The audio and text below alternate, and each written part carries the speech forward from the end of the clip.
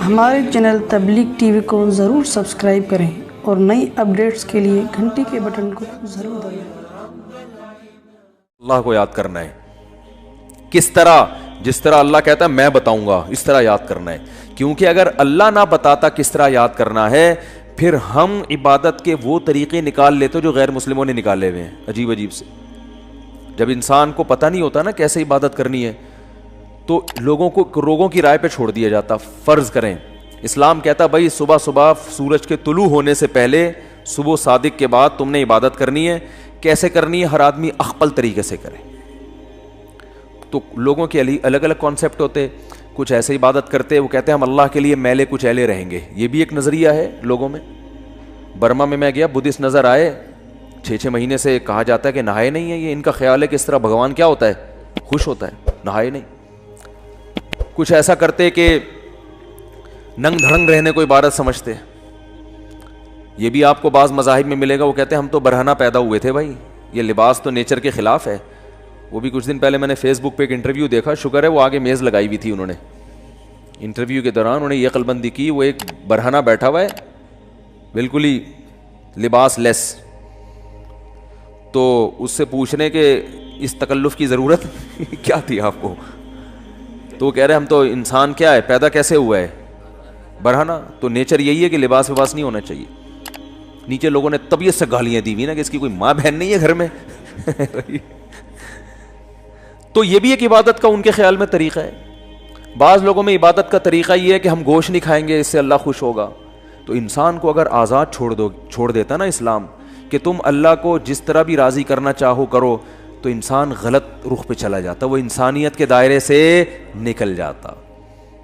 اللہ نے بتا دیا اقیم الصلاۃ لدلوک الشمس۔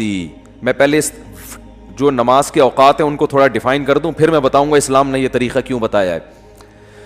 پہلا دلوک شمس ہوتا ہے، دنیا میں بڑی تبدیلی آتی ہے صبح صادق، اندھیروں سے روشنی پھوٹنا شروع، پتہ چلتا ہے اب دن کیا ہو گیا، چینج۔ اس کے بعد سورج پھر ٹکا کباب بناتے بناتے نا ایسے ہوتے ہوتے بالکل بلندی پہ جا کے پہنچتا ہے، جس کو زوال کا وقت کہتے ہیں، اور ایک ٹائم آتا ہے بلندی سے دوبارہ نیچے ڈھلکنا شروع کر دیتا ہے۔ جیسے ہی نیچے ڈھلکنا شروع ہوگا اللہ نے فرمایا دلوک شمس ہو رہا ہے، بڑی تبدیلی آ رہی ہے دنیا میں، اب سورج ٹاٹا کرتے ہوئے واپس جا رہا ہے۔ سورج ڈھلکنا دن یعنی جو رات، اس وقت جو انسان کی باڈی میں تبدیلی ہوتی ہے نا وہ اور زمین میں وہ مکمل سارا سسٹم اس وقت چینج ہو چکا ہوتا ہے۔ تو اس وقت حکم دیا گیا یہاں بھی تمہیں کس کو یاد کرنا ہے؟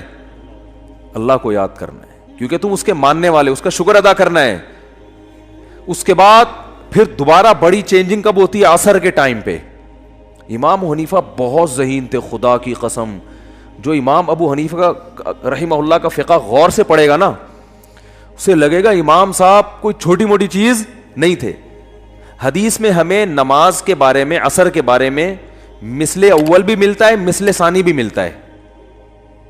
بخاری مسلم کی حدیثوں سے ہمیں پتہ چلتا ہے کہ جس ٹائم پہ ہمارے جو اہل حدیث حضرات عصر کی نماز پڑھتے ہیں نا، اس کا بھی ثبوت حدیث سے ہمیں ملتا ہے، اور یہی ٹائم امام شافعی کا بھی ہے، جو عصر بہت جلدی پڑھی جاتی ہے۔ پورے سعودیہ میں آپ نے دیکھا ہوگا بہت جلدی عصر پڑھ لیتے ہیں وہ، لیکن امام حنیفہ کی رائے یہ کہ دیر سے پڑھی جائے، جب ہر چیز کا سایہ دگنا ہو جائے۔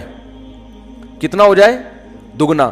اب بہت سے حضرات کہتے ہیں امام حنیفہ نے اس حدیث کی مخالفت کر دی جس میں جلدی پڑھنے کا ہے، تو امام حنیفہ نے حدیث کی دونوں حدیثوں میں اس حدیث کو لیا جو قرآن کے زیادہ قریب ہے، کیونکہ سورج کا جو ڈھلکنا ہے نا، بڑی چینجنگ، یہ مثل اول پہ نہیں ہوتی، مثل ثانی پہ ہوتی ہے۔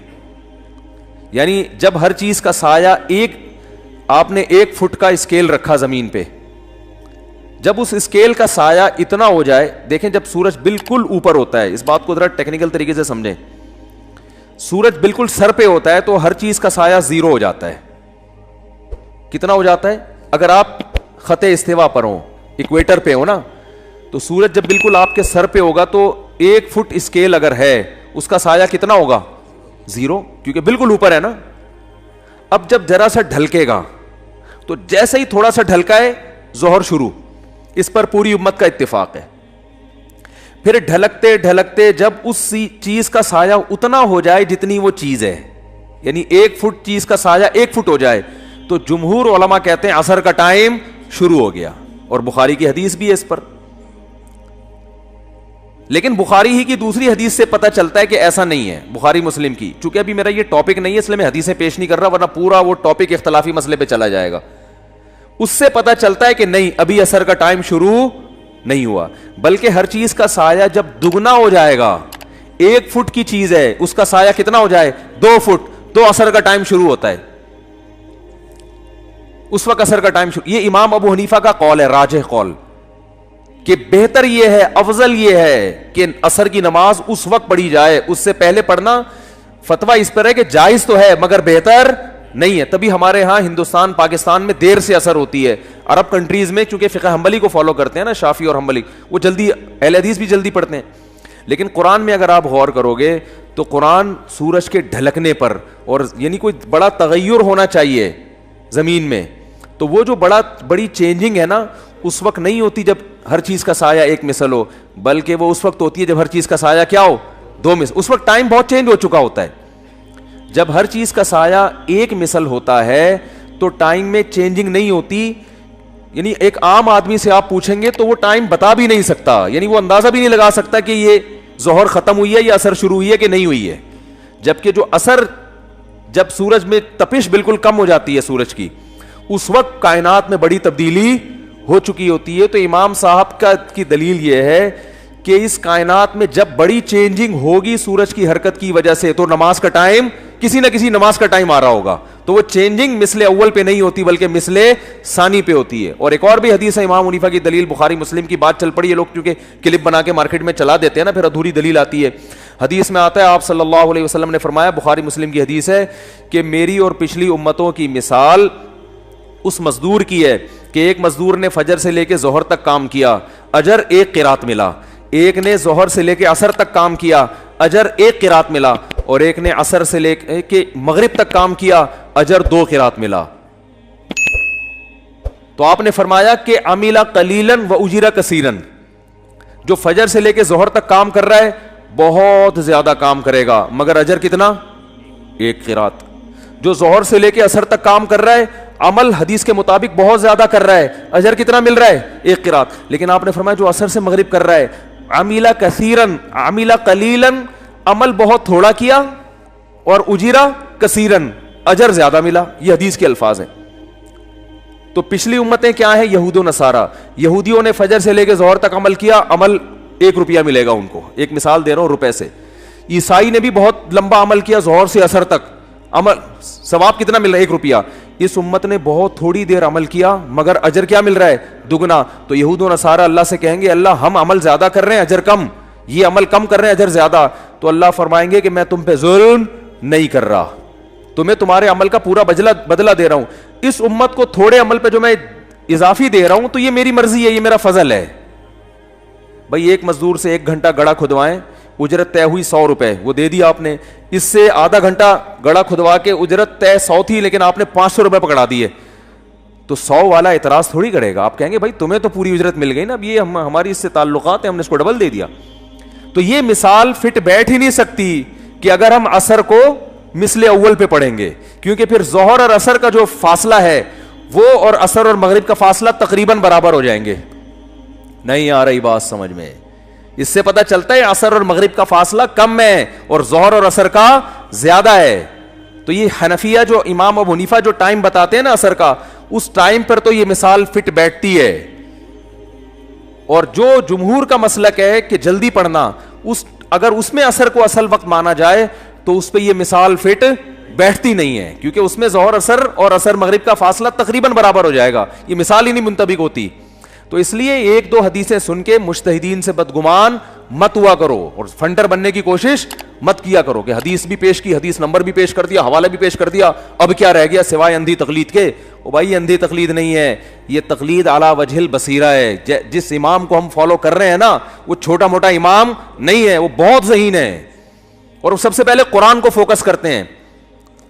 اور قرآن سے بھی پتہ چلتا ہے کہ سورج کے ڈھلکنے میں جو اوقات میں بڑی تبدیلی آنی چاہیے, بڑی تبدیلی مثل اول پہ نہیں ہوتی بلکہ مثل ثانی پہ ہوتی ہے.